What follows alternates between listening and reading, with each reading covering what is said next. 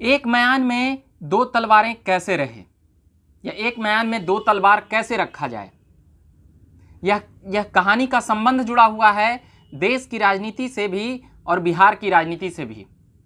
अभी अभी 2 दिनों पहले ही कन्हैया कुमार कांग्रेस में एंट्री किए हैं।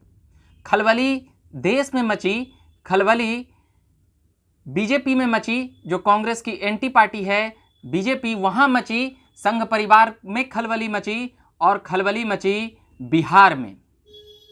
और बिहार के जो महागठबंधन के नेता हैं, जो प्रमुख नेता हैं, प्रमुख चेहरा हैं तेजस्वी यादव, वहां खलबली मची, सबसे ज़्यादा खलबली मची। क्योंकि जब मैं इस वीडियो बनाने के पहले ही मैं कह चुका हूं कि एक म्यान में जब दो तलवारें रखने की बातें हुई तभी खलबली मच गई। दो तलवारें का संदर्भ ये था कि खलबली वहां मची, आरजेडी में मची। आरजेडी के प्रवक्ता ने कन्हैया कुमार को पहचानने से इनकार कर दिए।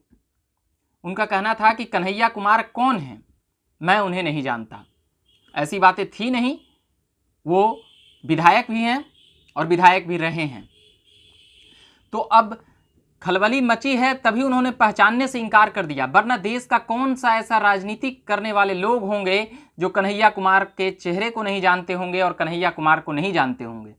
कौन ऐसा विधायक होंगे या कौन ऐसा सांसद मंत्री होंगे।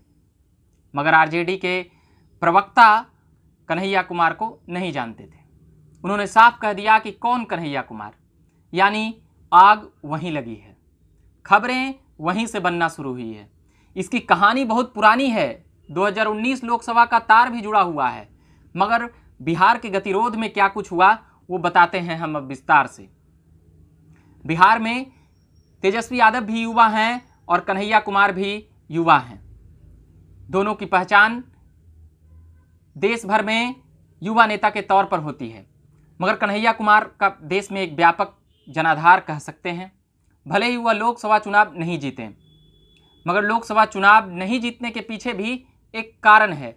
और उस वक्त जो अड़चन बने थे, तेजस्वी यादव की पार्टी अपनी कैंडिडेट वहां दे दी थी, जबकि वाम दलों से कुछ और सीटों पर जो चुनाव लड़ा गया वहां कैंडिडेट नहीं दिया गया। यानी साफ था, लालू प्रसाद यादव को भी यह डर था कि कन्हैया कुमार तेजस्वी यादव के लिए खतरा हो सकते हैं। आने वाले भविष्य के लिए, राजनीति के लिए कन्हैया कुमार उस लिहाज से परफेक्ट नहीं बैठते हैं। क्योंकि कन्हैया कुमार का जिस तरह से एंटी मोदी के रूप में कन्हैया कुमार का जो इस देश में चेहरा बना है, वह सबसे ज़्यादा खतरा बिहार में अगर कन्हैया कुमार अगर राजनीति करने लगे और अगर संगठन की अगर चूल्हे कसने लगेंगे तो फिर कांग्रेस अपनी दावेदारी मांगेगी, जो तेजस्वी यादव वहां पर फिर छोटे नजर आएंगे। 2019 लोकसभा के वक्त भी एक मंच पर साझा करते हुए नजर, या और भी कहीं पर भी मंच पर साझा करते हुए नजर नहीं आए। क्योंकि तेजस्वी यादव को कई बार ऐसा लगता है, उनकी पार्टी के हाव भाव से भी लगता है कि अगर कन्हैया कुमार अगर उनके आरजेडी के नेता के साथ आ गए, तेजस्वी यादव जो चेहरे बनाए गए हैं, तो फिर कहीं ना कहीं कन्हैया के सामने तेजस्वी छोटे पड़ जाएंगे। उम्र में भी 1-2 साल का अंतर है। और राजनीति में ये बात है महागठबंधन के ओर से कि महागठबंधन का नेता तेजस्वी यादव हैं। ये बातें केवल आरजेडी के नेता नहीं कह रहे हैं, कांग्रेस के विधायक मंडल दल के नेता अजीत शर्मा ने जो बातें कही है कि कन्हैया कुमार देश भर में घूमें, राजनीति करें देश के लिए और बेहतर माहौल बनाएं कांग्रेस के लिए, और बीजेपी के खिलाफ वो जिस प्रकार से प्रहार करते हैं वो करते रहें। मगर बिहार में महागठबंधन का नेता तेजस्वी ही हैं और वही रहेंगे। अभी फिलहाल कांग्रेस के जो विधायक दल के नेता हैं विधानसभा में, उनका जिस प्रकार से जो बयान था अजीत शर्मा का, वो यही बातें थी। कन्हैया को नसीहत भी दी जा रही थी और कन्हैया को अपने हद में भी रहने की भी बातें कही जा रही थी। मगर एक पहलू और भी देखा जा सकता है कि महागठबंधन को बैलेंस करने के लिए कन्हैया को कांग्रेस की तरफ से कहवा दिया गया। मगर जब बयान आया आरजेडी के प्रवक्ता से कि कन्हैया कौन है, तो ये बातें कांग्रेस को भी अच्छी नहीं लगी। और जो इसके प्रवक्ता हैं राठौर, उन्होंने भी अपनी बातें साफ कह दी और सीधे महागठबंधन की ओर नेता पर प्रहार कर दिया। कई सोशल साइटों पर भी यह चल रहा है कि कन्हैया कुमार का नाम देश भर में जाना जाता है, तेजस्वी यादव अभी उनके सामने उतने बड़े नहीं हुए हैं। और ये पूरी बातें वहीं से उठी आरजेडी के बयानों से भी।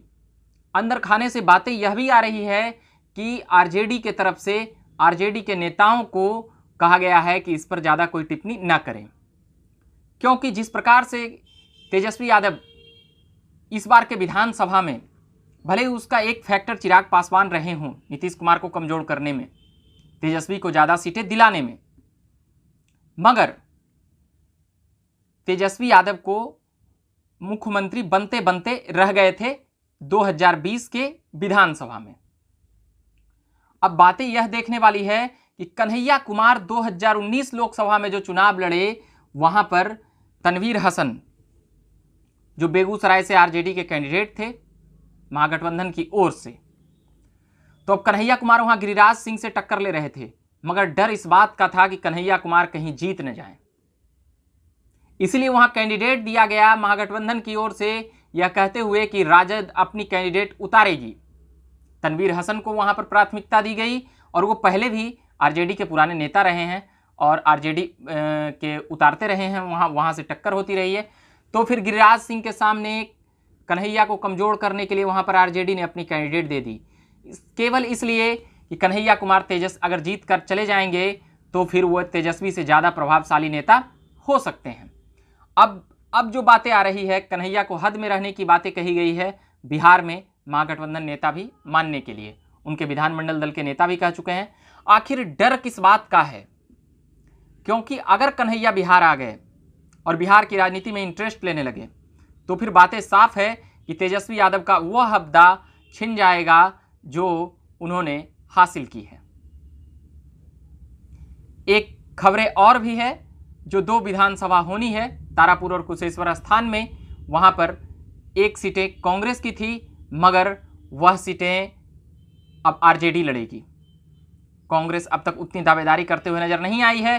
कहीं ना कहीं जो बिहार प्रदेश के कांग्रेस में एक खुशी का माहौल देखा गया है, उनके कार्यकर्ताओं का जिस प्रकार से बोलचाल और हाव भाव और शैली देखा गया, कन्हैया की एंट्री के बाद यह कहा गया कि हमें एक ऊर्जावान नेता मिला है, अब हम यहाँ पर बड़े भाई की भूमिका में भी हो सकते हैं। यह बातें हैं अभी तक की, मगर जैसे ही अगर विधानसभा चुनाव आएगा तब तक क्या माहौल रहेगा, क्योंकि यहाँ पर 1 सीटें लोकसभा का जीते हैं, वो अभी कांग्रेस से ही सीटें आई है। आरजेडी का 0 सीटें हैं, मगर विधानसभा में परफॉर्मेंस आरजेडी का काफ़ी बेहतर है। बिहार में सबसे बड़ी विधायक वाली पार्टी राष्ट्रीय जनता दल है। कहीं ना कहीं ये बातें कन्हैया को भी पता है। कन्हैया से कई बार साक्षात्कार में जब पूछा जाता है तो वह साफ तौर पर तेजस्वी को ही नेता मानते हुए आए हैं, दबी जुबान से ही, और कह सकते हैं खुले तौर पर कन्हैया तेजस्वी की वैसी तारीफ नहीं करते हैं और ना ही तेजस्वी उन सवालों में, कन्हैया के सवालों में पड़े हैं। कई लोगों का कहना है कि आरजेडी की तरफ से मनाही है कन्हैया पर कुछ भी बोलने के लिए। और मगर सबसे बड़ी बात कि बिहार में सही युवा का नेतृत्व कौन कर रहा है, यह सवाल है। क्या तेजस्वी यादव, क्या चिराग पासवान, या फिर कन्हैया कुमार? कन्हैया कुमार जिस प्रकार से संविधान बचाओ यात्रा में निकले थे, उसके बाद गांधी मैदान में जो रैली की थी, उससे भी एक प्रभाव कन्हैया के पक्ष में बना है। मगर फिलहाल डर है, एक म्यान में 2 तलवार आखिर कैसे रखा जाए। यह कहावतें भले ही पुरानी हो गई हो, मगर यह समय के साथ ये बातें सटीक लग रही है कि कन्हैया आखिर अब क्या करेंगे। क्या कांग्रेस में भी वह अलग थलग पड़ जाएंगे? बिहार की राजनीति में उनका एंट्री होना तय है, मगर जब वह एंट्री करेंगे, कई लोग नीतीश कुमार के विकल्प के तौर पर कन्हैया कुमार को देख रहे हैं। मोदी एंटी के लोग भी कन्हैया कुमार में एक नेता देख रहे हैं। कन्हैया कुमार में एक सामंजस्य है बनाने की कि मुस्लिम की भी जुड़ाव उनके तरफ है। और भी चीज़ें हैं, वो ऐसी तमाम किस्से और बातों पर हम करेंगे, मगर फिलहाल तेजस्वी के नेता डरे हुए हैं। तेजस्वी की पार्टी यह संशय में है कि कन्हैया के सामने तेजस्वी आ गए या तेजस्वी के सामने कन्हैया आ गए तो कहीं ना कहीं तेजस्वी का अब्दा कन्हैया के सामने छोटा होगा। अब क्योंकि इसके पीछे भी कारण है, कन्हैया छात्र संघ चुनाव जीत कर आए हैं, वो भी इस देश की सबसे प्रतिष्ठित विश्वविद्यालय माने जाने वाली जवाहरलाल नेहरू यूनिवर्सिटी से, और वहाँ पर जिस प्रकार से उनका बोलने का हाव भाव और शैली रहा, वह सीधे और सीधे नरेंद्र मोदी से उनकी चुनौती होती थी। वहाँ जिस प्रकार से बातें हुआ करते थे, उनके प्रवक्ताओं पर जिस प्रकार से मोदी के प्रवक्ताओं और बीजेपी के प्रवक्ताओं को जिस प्रकार से कन्हैया जवाब देते थे, तो वह एक अपनी ख्याति बना चुके थे। और तमाम खबरें, बिहार पॉलिटिकल अपडेट हम सुनाते रहेंगे।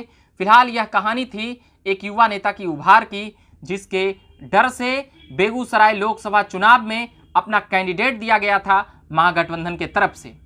मैं बात करते रहूंगा और आते रहूंगा बिहार के तमाम पॉलिटिकल अपडेट्स पर, मगर फिलहाल इतना ही कहूंगा। मेरा नाम हुआ रविकांत। धन्यवाद।